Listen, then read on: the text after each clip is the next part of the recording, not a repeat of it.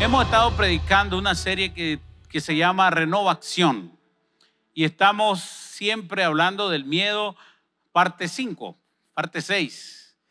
Y uno dice, ¿qué tanto hablar del miedo? Bueno, esta es una de las afectaciones que como globo terráqueo, como mundo, está viviendo en gran manera. Hay demasiadas afectaciones emocionales que tienen un inicio en el miedo, que tienen una raíz en el temor. Y el no poderlo tipificar, gestionar y de alguna manera hacernos responsables de solucionar este tema en nosotros, va a empezar a desarrollar otros tipos de problemas. Por eso es que hemos estado haciendo énfasis en esto, porque necesitamos tener la herramienta para enfrentar lo que está pasando hoy. Y por otro lado, el miedo tiene muchas caras. Hay algunas acciones que nosotros tomamos y tenemos que son impulsadas por el miedo, por el temor, y nosotros ni siquiera lo hemos diagnosticado, no lo hemos visto, no lo tenemos claro. Por eso a través de las escrituras hemos venido tomando algunos ejemplos que tienen que ver con la intención de Dios de mostrarnos la necesidad que cada uno de nosotros tenemos de enfrentar nuestros miedos.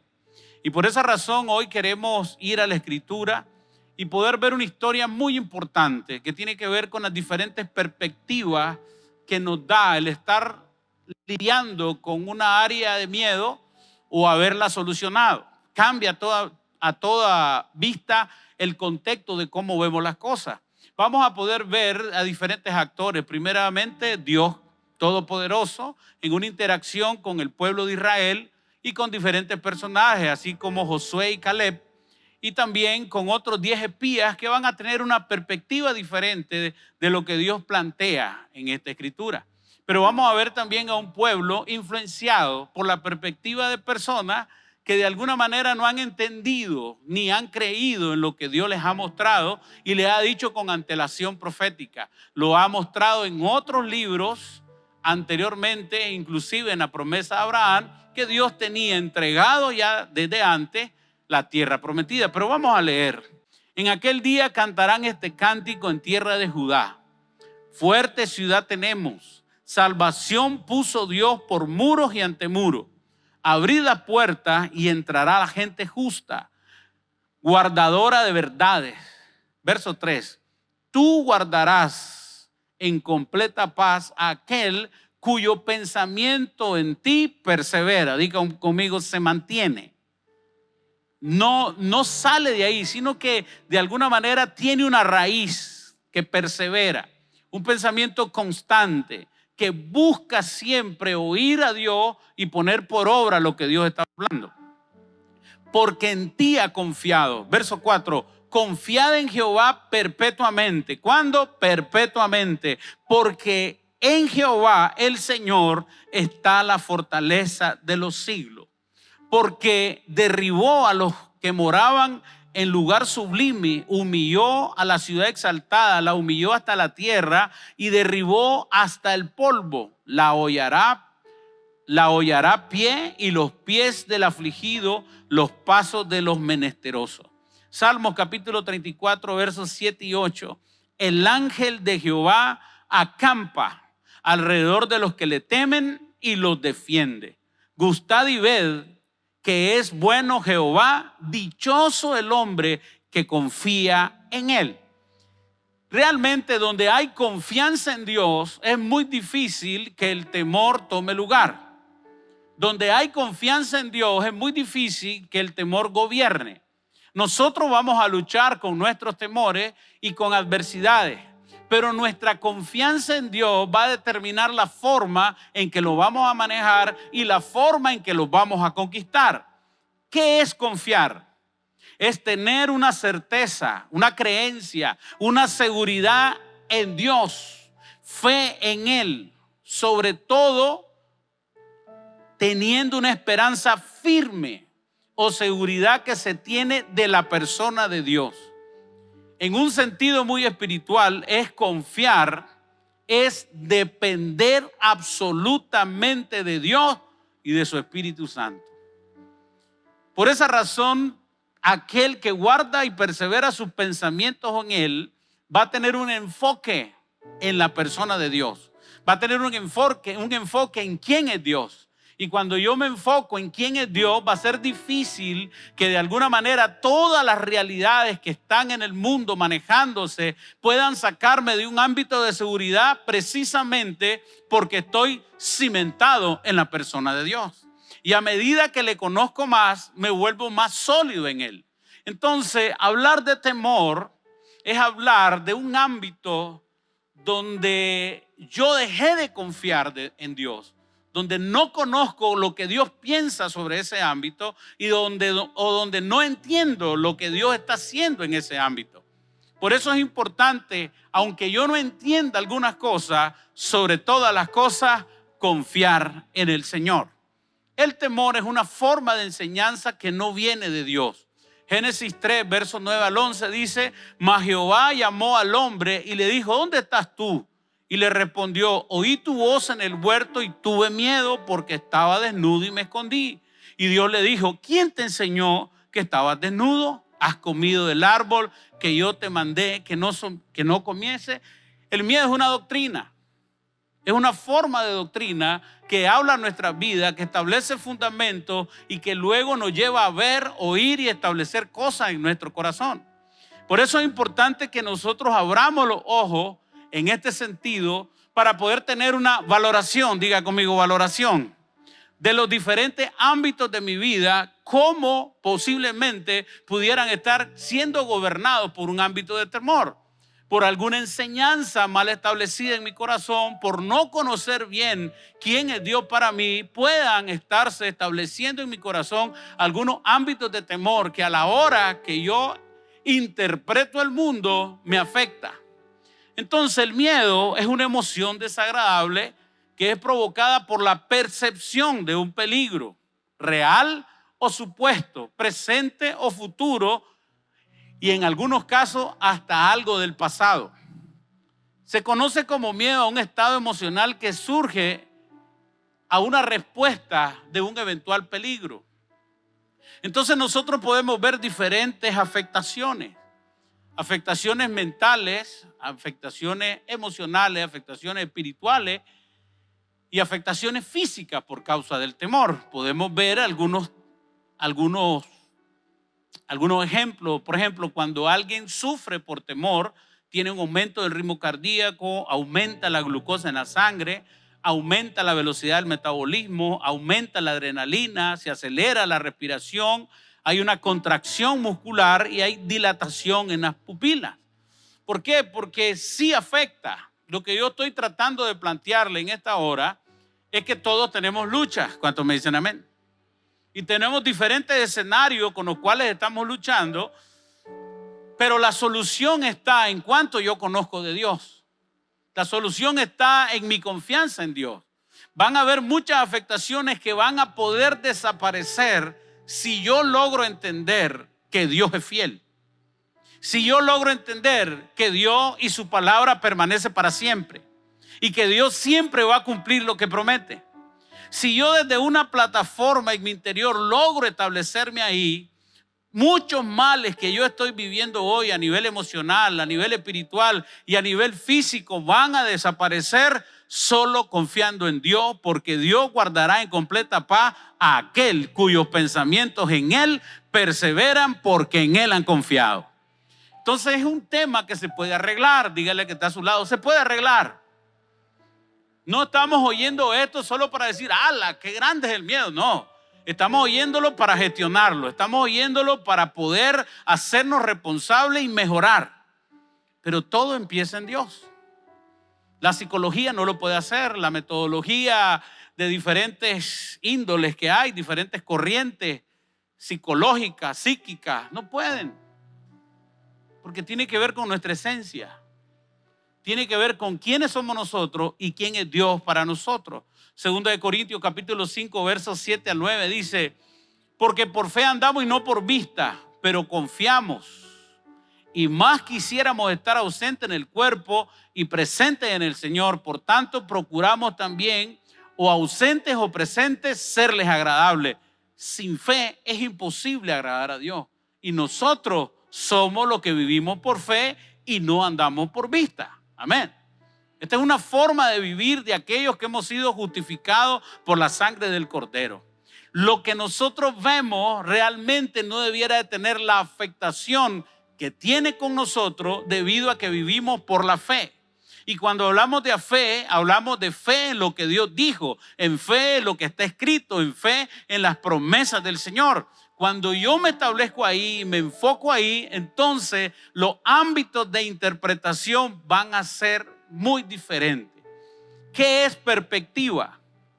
La perspectiva es el modo de analizar, pero vamos a decirlo, es desde dónde analizamos, desde dónde nosotros estamos analizando. Por eso cuando Dios le dice a Adán, ¿dónde aprendiste eso? ¿Quién te lo enseñó? Hay algo que había cambiado en él. La perspectiva se va a ver influenciada por lo que sentimos. Es decir, que nuestro análisis del entorno, de todo lo externo, puede estar influenciado por algo que estoy viviendo en mi interior. Y tener un juicio no muy certero por causa de una percepción equivocada que vino por el temor. Amén. ¿Están conmigo? Entonces, Números capítulo 13, verso 1 al 3. Jehová habló a Moisés diciendo: envía tú hombres que reconozcan la tierra de Canaán, la cual yo doy a los hijos de Israel. De cada tribu de sus padres enviarán un varón, cada uno príncipe de ellos. Y Moisés los envió desde el desierto de Parán, conforme a la palabra de Jehová, y todos aquellos varones eran príncipes. Vámonos hasta el verso 17. Los envió pues Moisés a recorrer la tierra de Canaán, diciéndoles: subid de aquí al Negev y subid al monte y observad la tierra como es y el pueblo que la habita, si es fuerte o débil, si es poco o numeroso. ¿Cómo es la tierra habitada? Si es buena o es mala. ¿Cómo son las ciudades habitadas? Si son campamentos o plazas fortificadas. ¿Cómo es el terreno? Si es fértil o es estéril. Si en él hay árboles o no. Y esforzaos y tomad el fruto del país. Y era el tiempo de las primeras uvas. Vamos hasta el verso 25 ahora. Y volvieron de reconocer la tierra al fin de 40 días.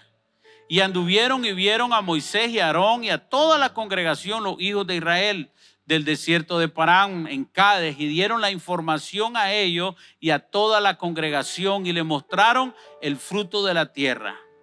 Verso 27. Y les contaron diciendo: nosotros llegamos a la tierra a la cual nos enviaste, la que ciertamente fluye leche y miel. Y este es el fruto de ella. Mas el pueblo que habita, lea conmigo el verso 28, mas el pueblo que habita en aquella tierra es fuerte, y las ciudades muy grandes y fortificadas. Y también vimos ahí a los hijos de Anac y a Melec, que habita en el Negev, y al Eteo y al Jebuseo, al Amorreo, que habitan en el monte, y el Cananeo, que habita junto al mar, a la ribera del Jordán.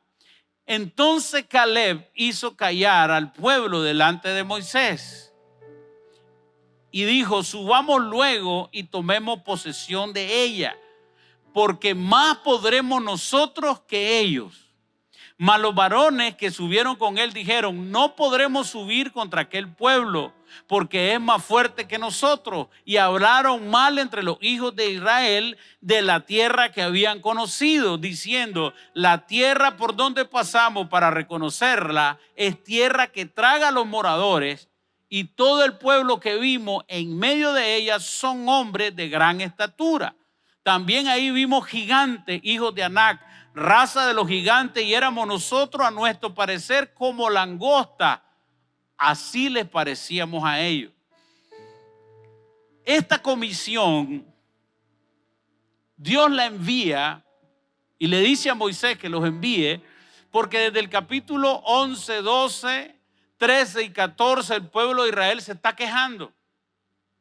El pueblo de Israel está pidiendo otro tipo de comida. El pueblo de Israel dice, ¿para qué nos trajiste aquí? Y este viaje no es un viaje para Dios, sino para que el pueblo pudiera de alguna manera tener otra perspectiva de lo que Dios ya le había prometido. En medio de la queja, en medio de la murmuración, Dios en su fidelidad dijo, envía a los príncipes, envía a cada uno de cada tribu, donde va Josué y Caleb y 10 más de todas las tribus. Pero cuando ellos vuelven, traen 2 informes diferentes. Unos hablan en fe. Los otros, aunque reconocen que es una tierra donde fluye leche y miel y es buena, hablan desde su temor. Y su perspectiva se nubla, olvidándose que esa tierra fue prometida al pueblo de Israel hacía muchos años. Entonces, en medio de su percepción por causa del temor, están dudando de la fidelidad de Dios y están dudando de lo que Dios ha dicho. Entonces, lo que nosotros vemos aquí es precisamente cómo el temor está nublando el entendimiento de las personas. Y que en medio de una palabra que Dios le ha dado, en medio de una promesa que Dios le ha dado desde Abraham, ellos están dudando y se están quejando. Pero no solo eso, ellos vieron las plagas, ellos vieron abrir el mar rojo, ellos vienen caminando y viendo todo el mover de Dios, pero llegan a un punto donde se empiezan a quejar y el miedo los invade. Y en este caso, los 10 espías sirven de infección. ¿Cómo de infección? Bueno, su informe afecta las emociones del pueblo. Su informe, para ellos es tan convencido de lo que están diciendo en medio de su temor que afecta lo que otros oyen. Es el mismo caso que vivimos hoy con el mundo entero y las noticias. Dios está hablando que Él está con nosotros. Y si Él está con nosotros, ¿quién contra nosotros? Pero el mundo plantea otra cosa. El mundo tiene otra perspectiva. Tiene un conjunto de noticias, un conjunto de dictámenes que tienen por objetivo a nosotros entorpecer nuestra fe, para que no podamos ver, ni entender, ni aplicar lo que Dios nos está hablando. Por eso es importante entenderlo desde las Escrituras, porque esto no está pasando ahorita. Esta es una estrategia de Satanás desde hace muchos años de confundir nuestra perspectiva y dejar de ver desde lo que Dios dice, desde la fe, y ver desde lo que el mundo plantea. Cuando yo logro entender que es posible, diga conmigo que es posible, de que mi perspectiva no esté correcta, por causa de la influencia de una emoción, en este caso el miedo, yo pudiera someterme a preguntas, a evaluaciones, a reflexiones profundas en las cuales yo pudiera revisar si es posible, diga conmigo si es posible, que mi perspectiva debiera tener un alineamiento a la poderosa palabra del Señor. ¿Por qué? Porque hay decisiones que todos estamos tomando hoy que posiblemente no estén desde la plataforma más saludable por causa del temor. Estos espías son príncipes, son gente entrenada en la guerra, son gente de estirpe. Sin embargo, cuando van allá y ven obstáculos, es más, cuando la Biblia está mencionando las diferentes civilizaciones, está diciendo son numerosos los enemigos, y luego habla de cierto tipo de personas y exageran tanto que son tan grandes que nos vemos como langosta. O sea, cuando hay temor tendemos a exagerar, a sobredimensionar la realidad, siempre por el temor. Por eso hacer planes desde una perspectiva de temor es peligrosa. Por eso, desarrollar una visión desde una perspectiva de temor es peligrosa. La tierra que Dios les ha prometido y les dijo que va a estar con ellos y que no lo va a abandonar y que Él se las dio, ellos no están listos para conquistarla porque tienen miedo. Realmente esa incursión no es promovida por Dios, es promovida por el mismo pueblo, y Dios en su misericordia le dice a Moisés que los envíe. Si usted lee el capítulo 12 se va a dar cuenta de eso. Y que Dios está incómodo cuando Él habla, que no le creen, están dudando de mí. Y esto es parte de lo que leíamos al principio. ¿Dónde está mi confianza? ¿Cuál es el fundamento de mi vida? ¿En qué estoy creyendo hoy y en quién estoy creyendo hoy? Porque eso va a definir muchas cosas. Eso va a abrir las puertas o las va a cerrar. Ahora tenemos que entender que es un pueblo que tiene 430 años de historia de esclavitud. Hay algunos paradigmas que no se han solucionado. Hay algunas costumbres que tienen a uno y ellos las sacan en medio del proceso. Y muchas veces nosotros tenemos algunos vestigios que necesitamos resolver porque Dios nos va a entregar algo más grande. A nosotros los hijos de Dios, dice la Escritura, que la gloria postrera es mayor que la primera. Quiere decir que los próximos años de tu vida son los mejores años de tu vida. El asunto es bajo qué perspectiva estoy hoy. ¿Vivo bajo una perspectiva de temor o no? ¿Por qué? Porque eso va a marcar tu nivel de conquista y mi nivel de conquista. Lo que nosotros no logramos solucionar del temor no nos va a dejar gobernar lo que Dios nos está planteando. Esta gente ni siquiera logra ver la promesa de Dios. Siempre el Señor va a estar confrontando esto al pueblo de Israel. En Deuteronomio 1:29 le dice, entonces os dije, no temáis ni tengáis miedo de ello. Jehová vuestro Dios, el cual va delante de vosotros, Él peleará por vosotros, conforme a todas las cosas que hizo por vosotros en Egipto delante de vuestros ojos. ¿Qué es lo que está diciendo aquí la Escritura? Es necesario recordar, diga conmigo, recordar la forma en que Dios se ha manifestado en nuestras vidas. El testimonio de Dios en nuestra vida en el tiempo pasado, cuando tal vez no teníamos los recursos que tenemos hoy, o las veces que el Señor nos sacó de esos momentos difíciles. Y cuando yo recuerdo todo eso, mi fe se va a levantar. Cuando yo de alguna manera recuerdo eso, lo vuelvo a vivir y me inspiro. Por eso es importante en una temporada como hoy no acostumbrarnos a lo que oímos y a lo que vemos, sino que creamos a lo que Dios ha dicho sobre nosotros y nuestra generación. Porque de no hacerlo vamos a caer como este pueblo. Vamos a tener un problema de percepción que no nos va a dejar a nosotros tener una mentalidad de conquista. Y por eso una de las características del miedo es la parálisis. Y no nos deja conquistar, y no nos deja avanzar, y no nos deja proyectar. Y si lo hacemos con temor y no tenemos un análisis completo. Y podemos estar viendo lo bueno, pero no apreciarlo ni valorarlo. Por un ámbito de temor. Perdemos la perspectiva de las cosas. Actuamos irracionalmente, somos independientes de Dios. El miedo nos conecta con otra fuente. Se nos olvida lo que Dios hizo.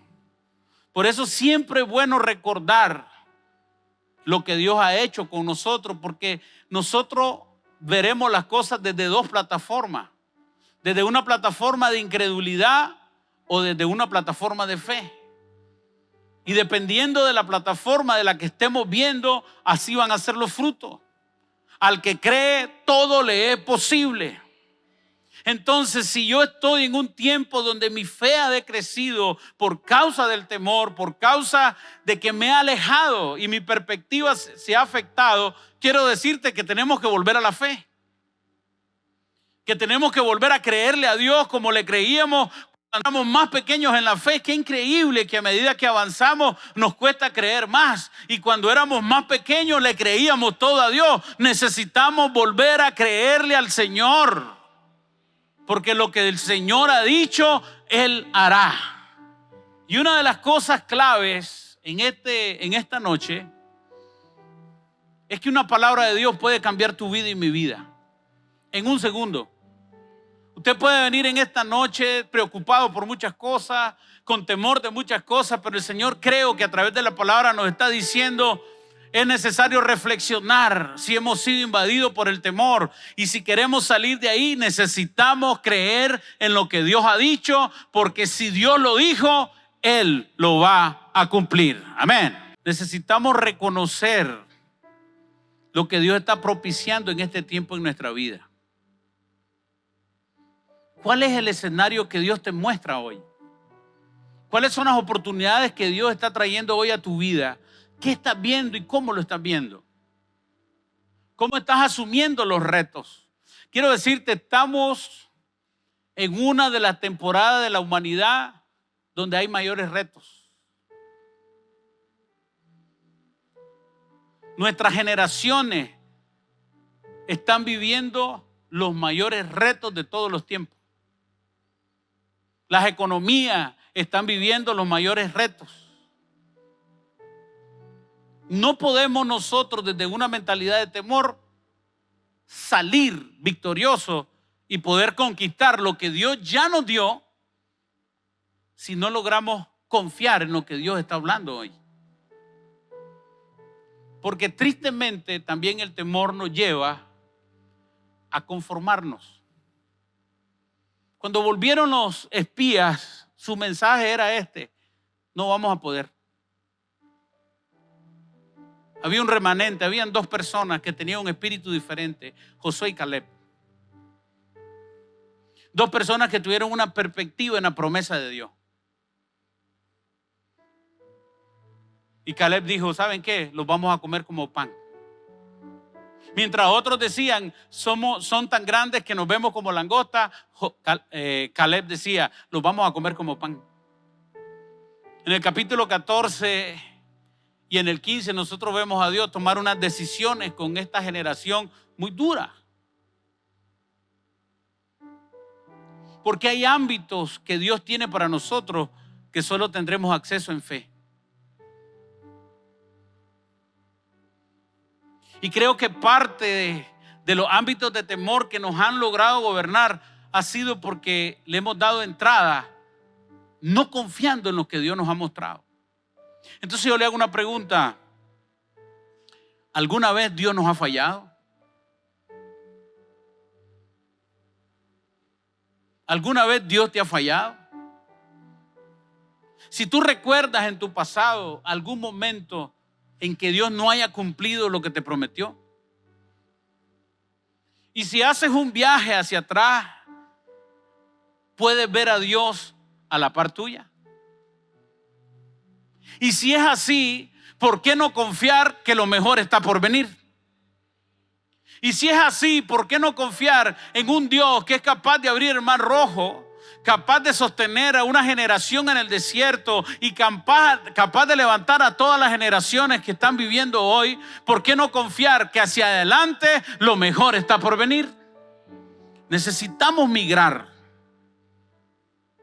a un entendimiento diferente.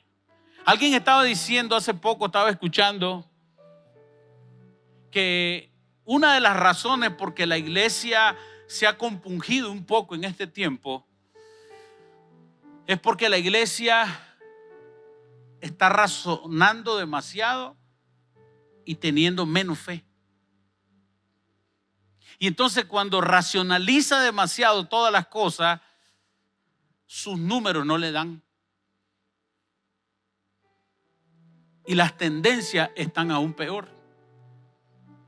Y si hablamos en el ámbito empresarial, todos los ejecutivos se están preparando para tiempos extremadamente complejos.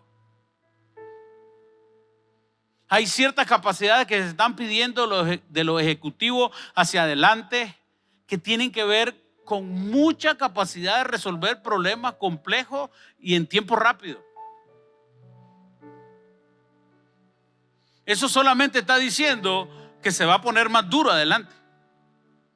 Ese es el mensaje de los espías. Ese es el mensaje de una generación que no le está creyendo a lo que Dios ha dicho. Pero bendito sea Dios, porque aquí hay muchos Josué y Caleb, amén, que estamos viendo las cosas diferentes. Que aunque hayan muchas noticias y rumores tristes y peligrosos, nosotros creemos que el Señor nos va a sacar adelante, amén. Dele un aplauso al Señor. Póngase de pie en esta noche.